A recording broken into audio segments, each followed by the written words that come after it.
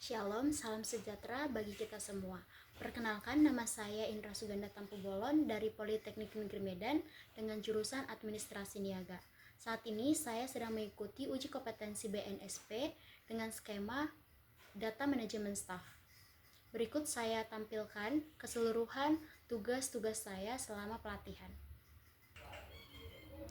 Yang pertama itu surat pemberitahuan undangan, di mana dalam instruksi kami disuruh membuat surat dengan menggunakan mail merge yang dimana datanya itu termasuk nama, termasuk alamat, dan juga kota.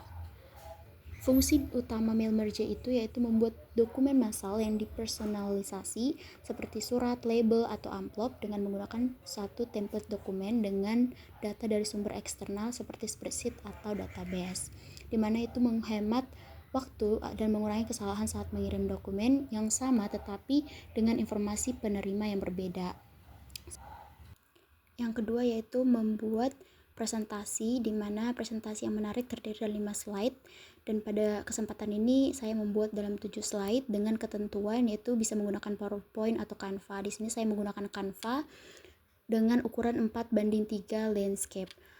Tema dapat bebas, namun kali ini kami akan membahas mengenai Bank Indonesia. Memberikan efek timbul pada judul di setiap slide, menambahkan nama sebagai penulis dan juga logo Bank Indonesia dari website resmi Bank Indonesia, juga dapat menambahkan animasi ataupun transisi pada gambar dan teks secara otomatis dengan menyertakan gambar, ikon, ataupun elemen untuk memperkuat dan menarik visual, identiti, dan perusahaan Bank Indonesia. Selanjutnya, tugas ketiga yaitu membuat spreadsheet yang dapat kita akses melalui Google, di mana di sini membuat formula perhitungan nilai masing-masing siswa sebagai berikut, di mana ada kolom nilai ujian, grade, dan juga keterangan. Di sini nilai ujian dapat dihitung dari nilai 1 ditambah dengan nilai 2 dan juga ditambah nilai 3 dibagi 3, dan dapatlah hasilnya sebagai berikut. Dan juga pada kolom grade dapat ditentukan berdasarkan hasil nilai ujian dengan ketentuan sebagai berikut. Dan pada kolom keterangan dapat menggunakan formula secara otomatis mengisi kolom keterangan dengan ketentuan jika nilai minimal 81 itu menjadi sangat baik, jika nilai minimal 70 itu lulus, jika nilai di rentang 56 remedial, dan juga di bawah 55 termasuk tidak lulus. Fungsi utama spreadsheet yaitu untuk menyimpan, mengatur, menganalisis, dan memanipulasi data secara efisien menggunakan rumus dan juga fungsinya. Selanjutnya tugas keempat yaitu membuat email, di mana di sini saya menggunakan email pribadi sebagai sumber email dengan subjek tugas uji kompetensi dan nama saya, dan ini akan dikirim kepada email kami kompeten.gmail.com dengan membuat email menggunakan bahasa yang formal, dimulai dari perkenalan, tujuan mengikuti uji kompetensi, isi email, dan harapan terhadap kegiatan uji kompetensi.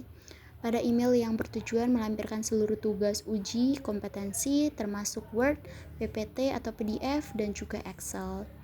Dan jangan lupa untuk memberikan bagian penutup pada badan email.